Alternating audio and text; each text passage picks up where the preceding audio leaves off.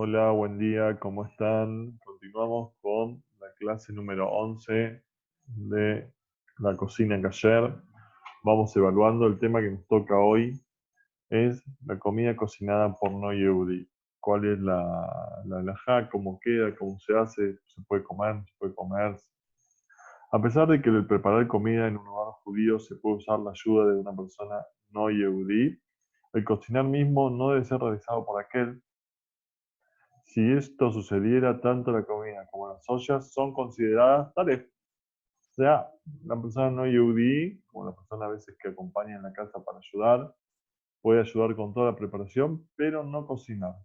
Si cocina, hace no solo taref la comida, sino hace taref también los utensilios que se utilizaron. Esto se explica por dos motivos. Una persona que no está obligada a cumplir una cierta ley, especialmente un decreto religioso, no puede apreciar la magnitud de su importancia y consecuentemente no puede ser lo suficientemente minucioso con respecto a otros si están obligados a cumplir dichas leyes. Dichas leyes. ¿Qué significa acá? Vamos a pasarlo a palabras. El que no tiene Irat Shamayim no puede, digamos, hacerlo por cuanto no va a entender la mitzvah en sí misma, y más con algo que no se puede percibir en el mundo material. Yo no puedo percibir cómo afecta en mi alma comer carne con leche. Entonces, una persona que no puede percibir esto, menos lo va a poder supervisar que no lo haga. Al principio se va a encargar, pero ¿qué va a pasar? Cuando llegue el momento de alguna duda, toda su estructura se va a ver balanceada sobre qué pensar, lo hace, no lo hace, no es para tanto, o va a ser totalmente extremista y va a poner más prohibiciones que las que hay como para no atravesar. En cambio, una persona religiosa, Irat Shamayim, principalmente, más allá de que sea religiosa, no, digamos, temerosa del cielo, conectada con el cielo, va a ser la Shelah porque entiende que es más importante la conexión que lo que está haciendo. Entonces, como lo que él quiere privilegiar es la conexión, va a saber que si la comida tiene que quedar, va a ser para bien. Y si la comida no tiene que quedar, va a ser para bien. Porque él, de todas formas, lo hizo para conectarse con el Creador. Entonces, al tener que deshacerse de la comida, se conecta, y al tener que quedarse con la comida, se conecta. En cambio, una persona que no tiene Irat Shamayim puede entender que tirar la comida es un gasto de dinero o no tirarla es un beneficio para comerla, pero no entiende el concepto esencial de lo que es el kasher.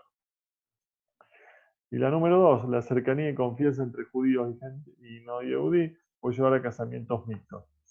Perdón.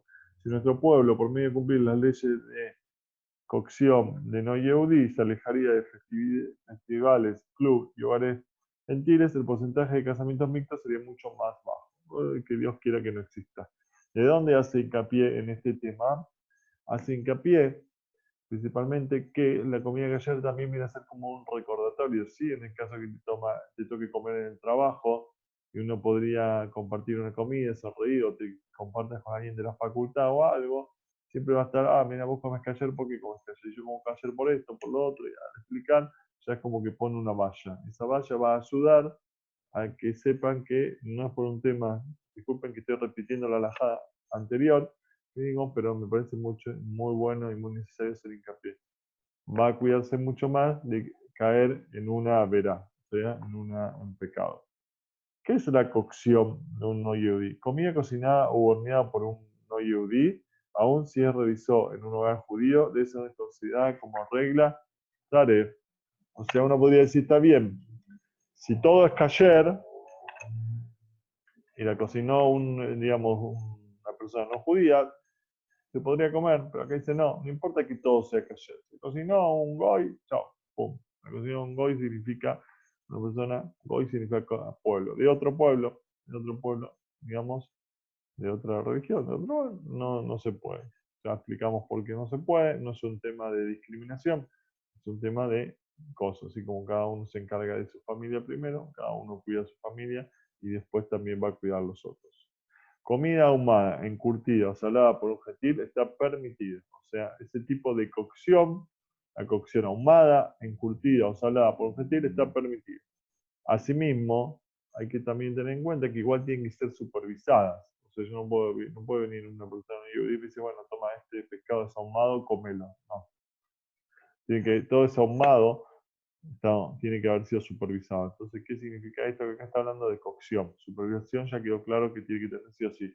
Asimismo, las ollas y utensilios que se utilizaban en cocinar son taref y requieren ser hechos kasher. O sea, necesitan hacerle libun kal, libun hamur o agalá. Agalá es a través de hervir, de que se pase por agua hirviendo. Libun hamur y libun kal son diferentes temas, diferentes formas de quemar algo para poder, tipo con soplete, o prender el horno y cocinarlo, o quemar la parrilla con carbón, depende qué tipo de necesidad haya.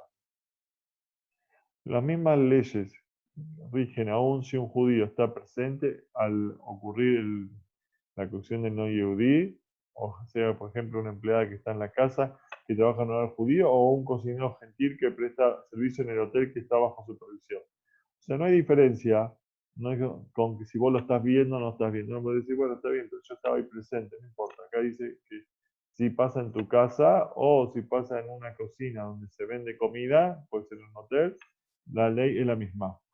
Ahora, ¿qué es cocción? Este aspecto se denomina también en microondas. Cocción también es cuando se cocina en microondas.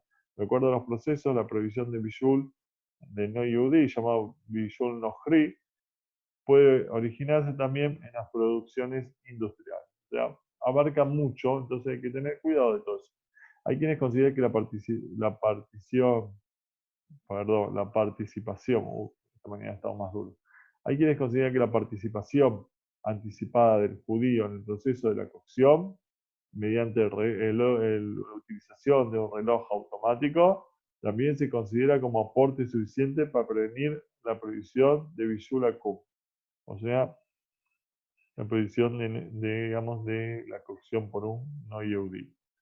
Muchas autoridades opinan la cocción de quien abiertamente profana el Shabbat está incluida en esta prohibición. O sea, la persona que no respeta el Shabbat, porque, digamos, una de las condiciones para poder cocinar tiene que ser que Shomer Shabbat y que cuida el Kashrut. Esa es, digamos, la importancia más shliach. Es una persona que supervisa. Entonces, por consecuencia, una persona que es Yehudí, pero profana el Shabbat de manera pública, tenía pasando por un problema de Kashrut. Pero no dice que todos, sino muchas autoridades opinan. Entonces, habría que preguntar, digamos, a su rabino de confianza, que ya le viene preguntando varias cosas, esto también, ¿qué hacer? Digamos, tengo una persona que, que puede llegar a cocinar y no cumple, esa comida se puede comer o no se puede comer. En tu casa puede cocinar o no puede cocinar. Sin embargo, Bishul Nohri está prohibido únicamente si el no yehudí lleva a cabo todo el proceso de cocinar, desde el encendido del fuego hasta la colocación de la olla sobre el fuego. O sea, todo el proceso. Sin embargo, a ver, vamos a ver cómo hacer acá en este caso. Frenen un segundo, piensen, anoten. Si el judío encendió el fuego o colocó la olla sobre el fuego o dentro del horno, el producto no será considerado como Bishul Nohri para Ashkenazim, aun si el Nohri realizó el resto del trabajo. Por otro lado, para Sefaradín es menester que el judío coloque la comida al fuego, sea quien fuese el que la encendiera. O sea, acá hay una discrepancia entre Ashkenazí y Sefaradí. Lo voy a volver a leer porque es importante, como todo lo que es importante. Si el no yehudí, o sea, si el judío encendió el fuego o colocó la olla sobre el fuego o dentro del horno, el producto no será considerado como cocción de no yehudí para Ashkenazim. O sea, si el judío participó de algo, ya no se llama que es cocción de no yehudí. Pero para sefaradín, sí o sí, en el momento que sea donde se pone a la cocción, digamos que toca el fuego, sí o sí, tiene que estar el Yehudi. Aún para sefaradín que requieren que el judío coloque la comida en fuego, según muchas opiniones, sucedió que sin intención el empleado ubicó la olla sobre el fuego, luego que haya sido encendido por un judío, estará permitido consumirla, pero preferentemente se deberá hacerle callar la olla posteriormente. O sea, la comida estará permitida, pero hay que cayerizar la olla. Sigamos. No sé si tienen alguna pregunta hasta acá o algo. Vamos a acercar la cámara para ser más amigable. Si un gentil encendió el fuego, o sea, si un no yehudí encendió el fuego, colocó la comida encima y un judío lo observó antes de que la comida haya llegado a cocinarse parcialmente, lo que debe hacer para evitar que la comida esté prohibida es levantar la olla inmediatamente del fuego y volver a colocarla al mismo sobre el fuego. O sea, si lo vemos justo a tiempo, eh, digamos, podemos salvarlo. Siempre es bueno también invitar a que los no yehudí entiendan que su error no va a ser castigado, porque si no pueden llegar a hacer algo que no deben y por vergüenza o por miedo al castigo o al despido, todos pueden llegar a no contarlo. Entonces, siempre mejor que ante cualquier ocasión, más allá de que no es obligación de ellos, sino obligación nuestra, poder profundizar y averiguar, tenerlos como aliados, entre comillas, aliados, no llamarlo, pero no decir, porque si no el no yehudí se equivoca y sabe todas las represalias que van a venir, entonces tal vez lo va a esconder y va a ser peor las consecuencias. Volver a colocar el mismo sobre el fuego, sin embargo, la comida que ya estuvo parcialmente cocida se debe retirar y realizar una yela.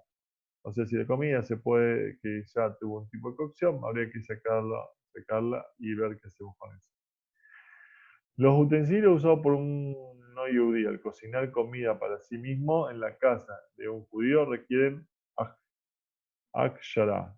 Akshara, voy a hacer la shela porque no sé qué llama akshara. No, la verdad que no sé. Vamos a ver qué es akshara. Voy a tratar de averiguarlo y después les pregunto, les cuento en el próximo video qué es akshara. Por lo tanto, se debe tener mucha preocupación que el judío coloque la comida sobre el fuego en hogares en los cuales se emplean sirvientes no yehudí y se les da libertad de acción, igual que en lugares donde los sirvientes se les da de comer a los chicos. O sea, en lugares donde ellos tienen que hacerse su propia comida, también en la comida tendría que respetar las leyes, inclusive el yehudí tenía que poner. Y hay que ver cómo hacemos, por ejemplo, cuando nosotros tenemos un tipo de niñera en nuestra casa que no es yehudí y los chicos tienen que comer, cómo hace con el tema, perdón, cómo hace con el tema de la comida. Es importante y necesario profundizar en eso. Invitados.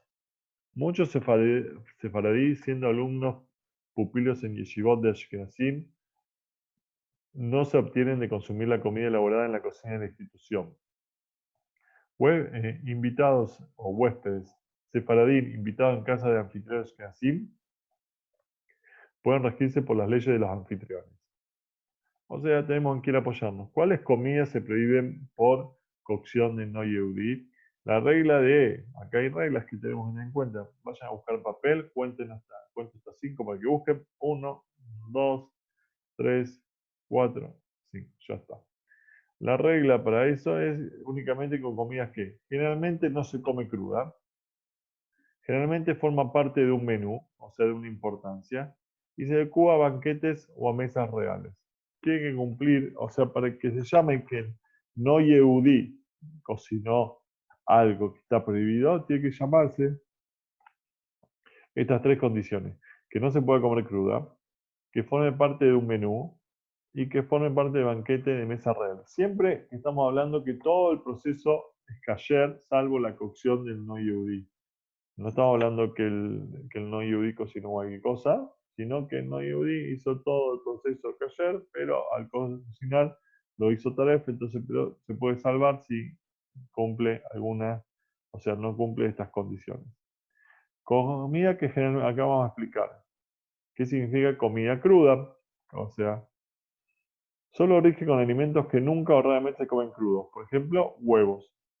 Pero los alimentos que generalmente o frecuentemente se comen crudos no están prohibidos. Por ejemplo, zanahoria.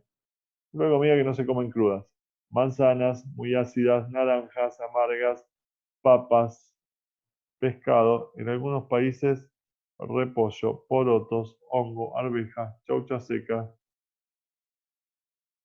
Entonces, vuelvo a repetir cuáles son las comidas que no se comen crudas. Claro, y tenemos una idea. Manzanas muy ácidas no se comen crudas. Naranjas amargas tampoco. Papa, pescado. En algunos países repollo. Acá sí se come crudo. Pollo, pero bueno.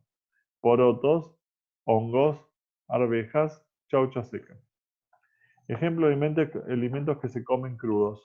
La mayoría de las frutas, tomate, agua y leche. Según muchas opiniones, la cebolla que solamente se come cruda estando mezclada con otro alimento debe ser cocinada por gentiles. O sea, a ver de vuelta. La cebolla, que muchas veces se come cruda, pero mezclada con algo, de ser cocinada por gentiles, está permitida, pero también quién la prohíbe. O sea, depende en quién se apoya. Si la cebolla cocinada por no Yehudim está permitida o está prohibida. Hay que preguntarle a su rab qué linaje, costumbre sigue. Si la fruta requiere cocción solamente por estar aún inmadura, está permitida. Si cierto alimento se come crudo, excepcionalmente, en cierto lugar, no rige para esta restricción. O sea, tiene que ser ley, no justo, mira, en este lugar se come crudo. Porque, por ejemplo, hay veces que comen huevo crudo por un tema de, no sé qué tema bien, pero por un tema de salud o de las vitaminas que traen, pero no es la regla. O sea, si los habitantes de dicho sitio comen así, nosotros no tenemos permitido comer de esa forma, tomarlo como la ley. Alimentos que generalmente pertenecen a un menú. Es el segundo caso, que son alimentos que nunca son servidos como parte de una comida. No pueden estar prohibidos por Bishul Nosri. O sea, azúcar y chocolate. El azúcar y chocolate no entran dentro de la consideración de cocción por un no yehudi. O sea, un no yehudi podría agarrar y derretir chocolate, para que se entienda. Comida adecuada a servirse en una cena. La mayoría de alimentos consumidos hoy en día son considerados alágidamente como adecuados a servirse sobre mesas reales y al cumplir con las demás condiciones enumeradas previamente están prohibidos para cocción de no yehudi. Si hay una duda al respecto, se debe realizar una shela. Excepciones, copos de maíz. Como sería los tutucas, el pororo, todas esas cosas. Si se mezcló. Si una comida prohibida por Bishul Nohri o Patacum, o sea, pan cocinado por un no yehudí, está mezclada con otro alimento, se anula por mayoría dentro de la otra comida. O sea, hay que ver qué es la mayoría. Para Sefadín está aún permitido aumentar la otra comida para que quede anulada lo que está afectada por Bishul Akum. Enfermos. Una persona enferma, aun si no corre riesgo, está exenta de la prohibición de Bishul Akum, si lo cocinaron gentiles en Shabbat. Si sobró de esa comida, hay quienes permiten que una persona sana la coma y no requiere cayerización de los utensilios utilizados para elaborarla. Hay otras opiniones que son estrictas con ambas leyes. Entonces, en conclusión, cuando nosotros nos metemos personas enfermas, tenemos que hacer la sheila, principalmente a veces cuando la mujer tiene que ir a un sanatorio para tener familia, para aumentar en familia, o una persona que está enferma, a ver cómo hacer y coordinar acciones también para poder realizar. Siempre todo lo que pueda ser precavido va a tener más bendición por cuanto uno se prepara para conectarse con Hashem y hacer las mitzvot de la mejor manera. Que tengan una buena semana. Terminamos con el, digamos, video cayer número 11.